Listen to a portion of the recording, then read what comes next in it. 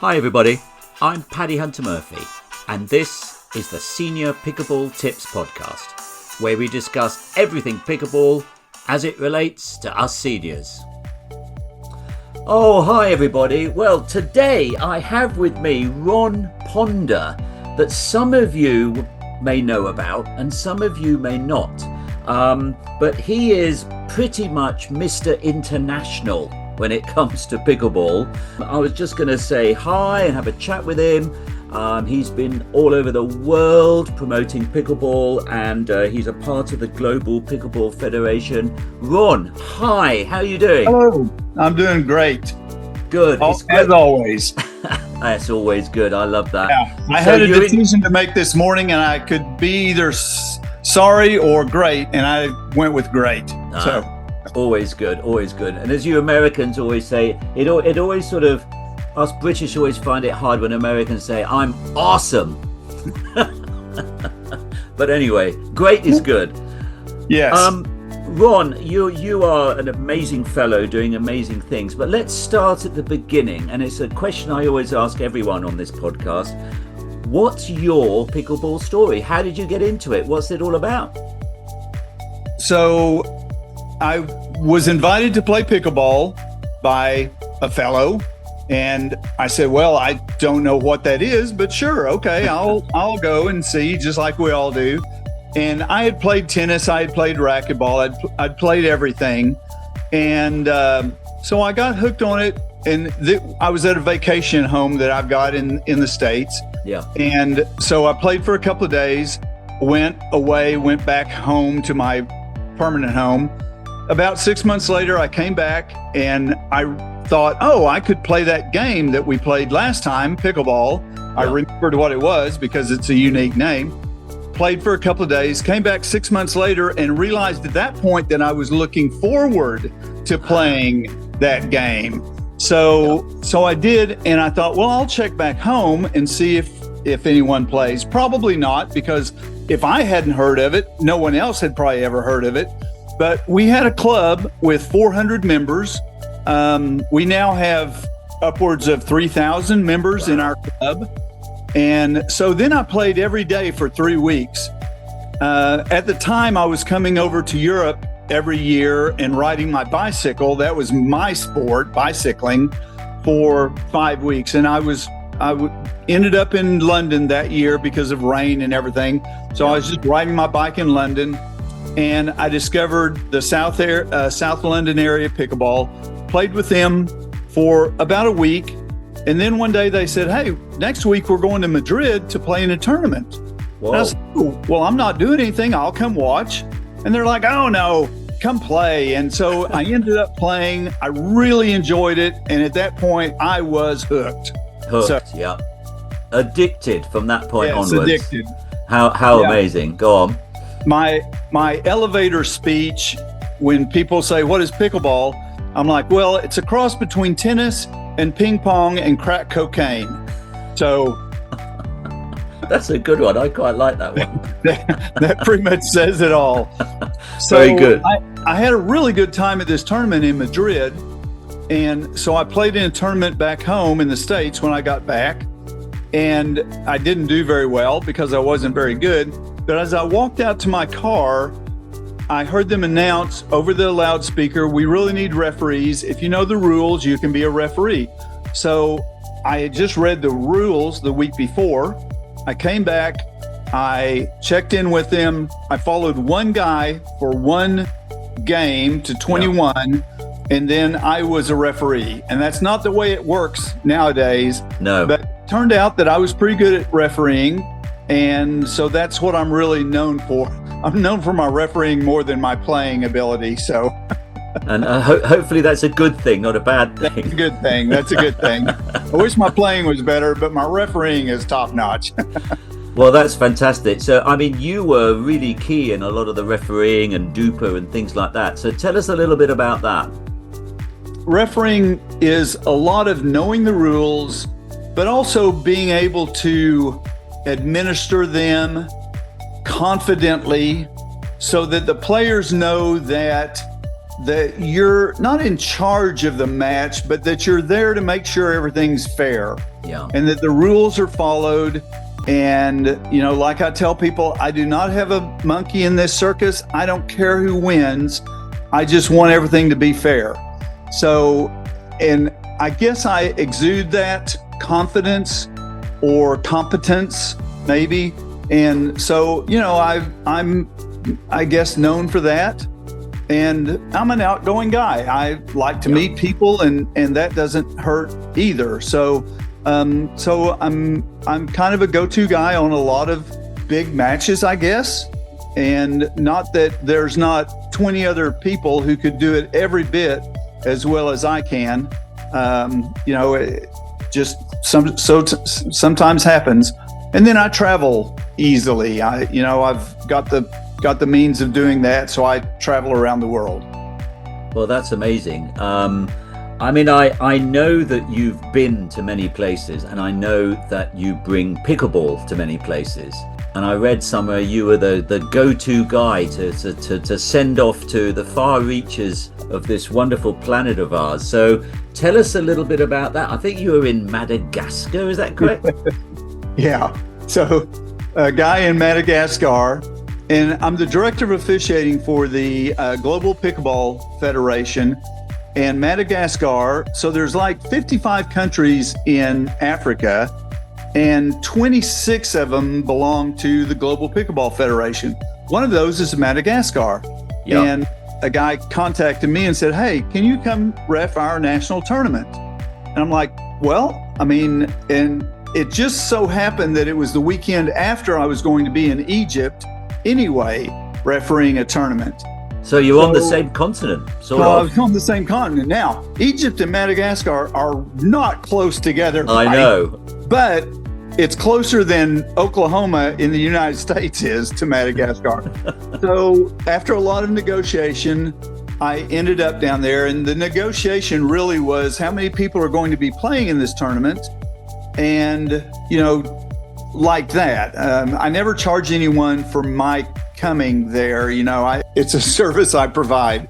So when I'm there and I get down there and they're playing pickleball like tennis, just because that's the only thing they had reference to. So I spent 3 days teaching them to play pickleball. And then we had the national tournament, which had 15 participants in it.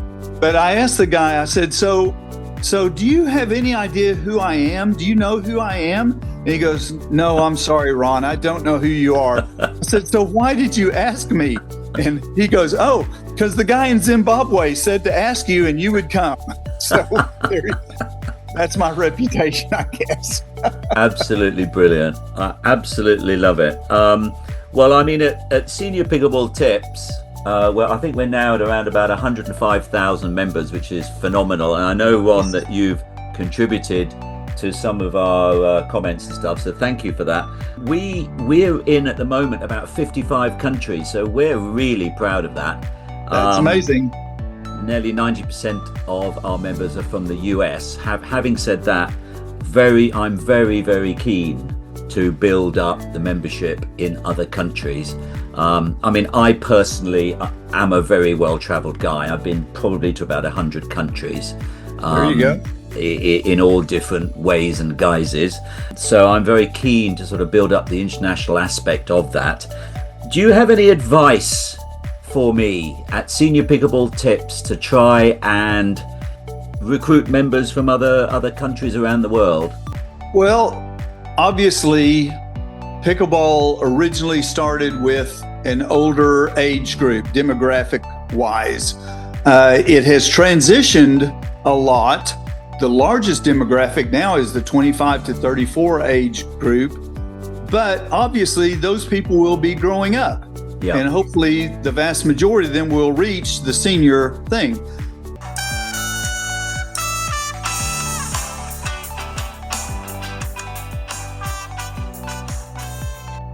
I just want to take a minute to tell you about seniorpickleballtips.com. Are you frustrated that your pickleball game just isn't improving? Tired of endless YouTube scrolling, confusing advice, and feeling like you're stuck at the same level, you're not alone. SeniorPickleballTips.com is here to help you change that. It's built specifically for senior players from beginner all the way to 4.0 with a clear step-by-step skill roadmap to help you get to the next level, structured lessons with blogs, videos and podcasts, and an easy to search library so you're never left wondering what to work on next. And best of all, you're never doing it alone. Our community forum is full of welcoming, supportive players just like you, cheering each other on, helping each other with advice, suggestions and tips, sharing real progress, and very importantly, having a lot of fun along the way. Join us at seniorpickleballtips.com and take the guesswork out of getting better and having fun on the pickleball court. That next level you've been chasing, it's closer than you think. So please go to seniorpickleballtips.com and check us out. Thank you. Now, let's get back to the podcast. Pickleball is amazing for seniors because it is the only sport that I know of that people are picking up when they're 70 years old. Yeah. You know, you can go out as a 70-year-old, 75, I don't care how old you are, and you can have fun and become good for your age group, having really never played a racket sport in your life. And there's no other sport. You don't see 70-year-olds picking up football or learning to play cricket, you know, for instance. If you do, they're outliers. But pickleball is a 4th-generation sport.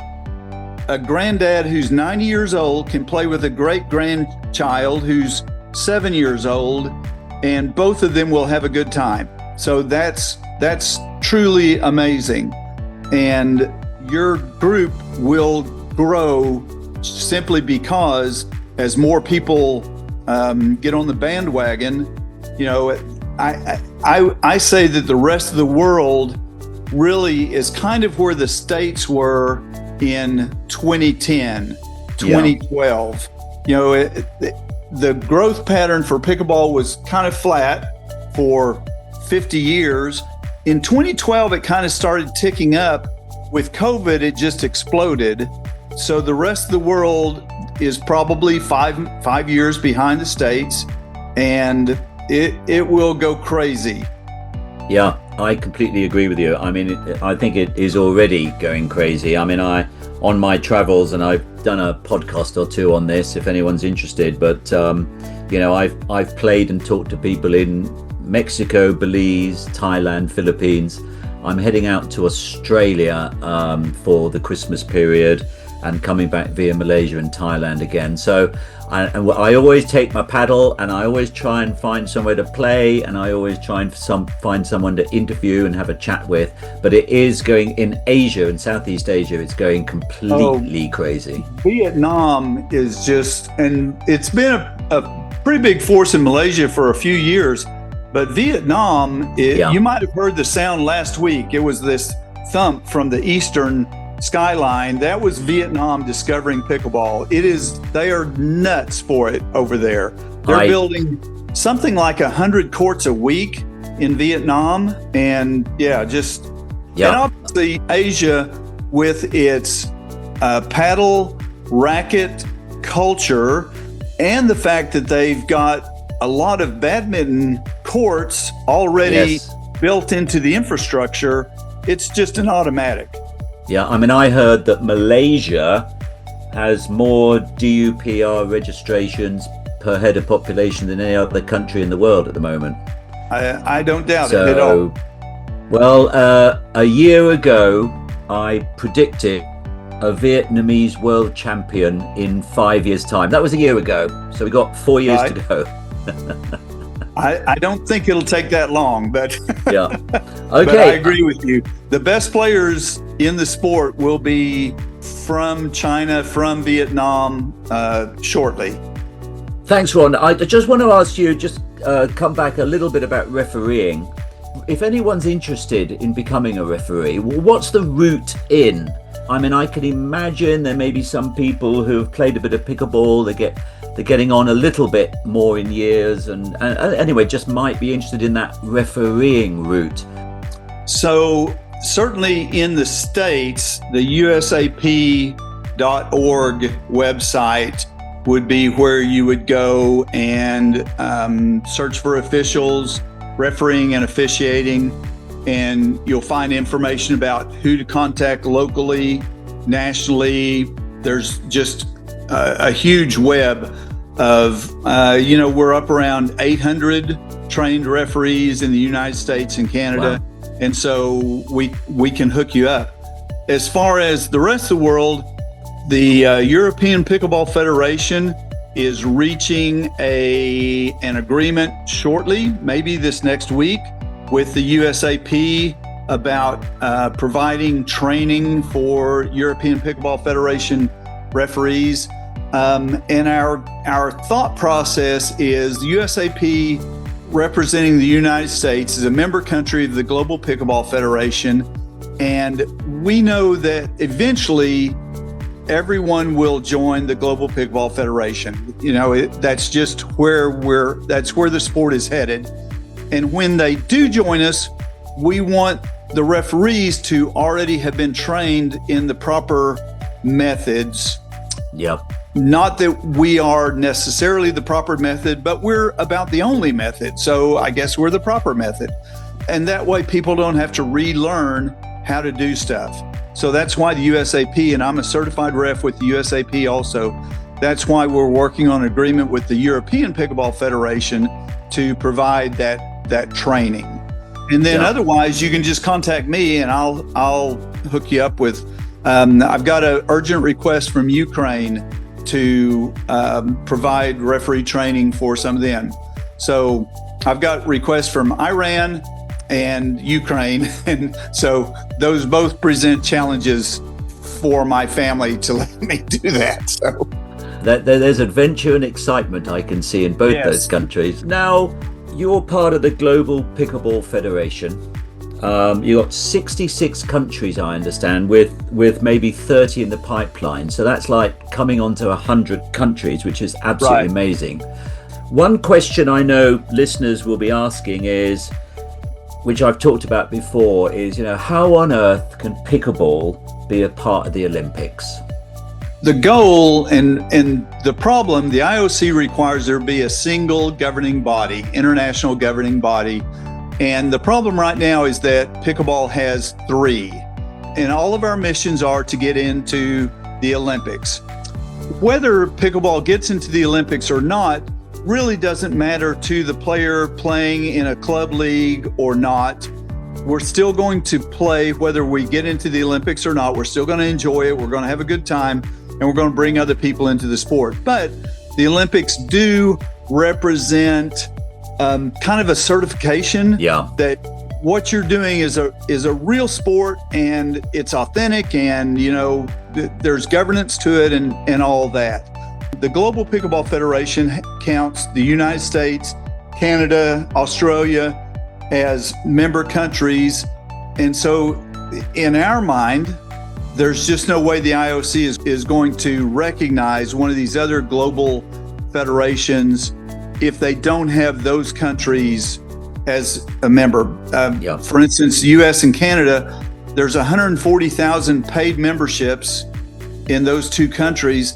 And I don't think any other country even has a membership that has to pay to join the national federation. So that's just kind of the way, things will go.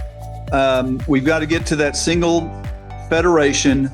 And then we've also got there's some hoops. There's a lot of hoops, not just some, but there's a lot of hoops that we've got to jump through. Brisbane 2032 is kind of a remote possibility. The good thing is that one of the members of the Australian Olympic Committee is an avid pickleball player. So that's good. I don't know if it'll translate to us getting into Brisbane, but I'm really looking at 2036, wherever that might be. And I think India is really pushing for 2036. We'll see what happens. But really, our goal right now is to spread pickleball around the world so that there is actual competition when we get to the Olympics. My goal is to grow refereeing around the world so that all the referees aren't from the United States and Canada. That would be a bad optic. So anyway, listen, the best of luck. The Global Pickleball Federation, we're all relying on you guys. Off you go. Well, we want everyone to have a good time. That's the main thing. Thank you so much for your time. I just want to ask you have your own Facebook group called Pickleball Ponderings. I do. It's kind of a personal little thing. You know, I post on there just where I'm going and what I'm doing, and sometimes tips for players. If I ref at a tournament and I see a bunch of people, you know, for instance, not calling timeouts, then, you know, I'll put on there, hey, so it's kind of ponders tips, kind of like senior pickleball tips, but different. And we've just got over 1,000 members. So you've got 104,000. We've got 1,000. So there you go. We're a niche Facebook group. No, I love it. Well, I'll try and join. I'd really like to be a part of that. All right, Ron, it's been an absolute pleasure. Thank you so much. Thank you. Absolutely brilliant. Glad You take care. All right, you too. Thanks, everyone. Thank you for listening to the Senior Pickleball Tips podcast, and I really hope you enjoyed it. Now remember, we've got the Facebook group, we've got the seniorpickleballtips.com website, so please head on there if you want to be more involved. It would be great to see you. Okay, my Senior Pickleball Tips friends, paddle up, stay safe, and most importantly, have fun. Don't want to miss an episode?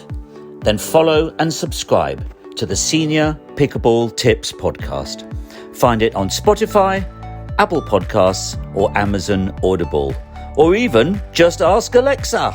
And please leave a rating and review. Okay, folks, we'll leave it there. See you on court. Bye for now.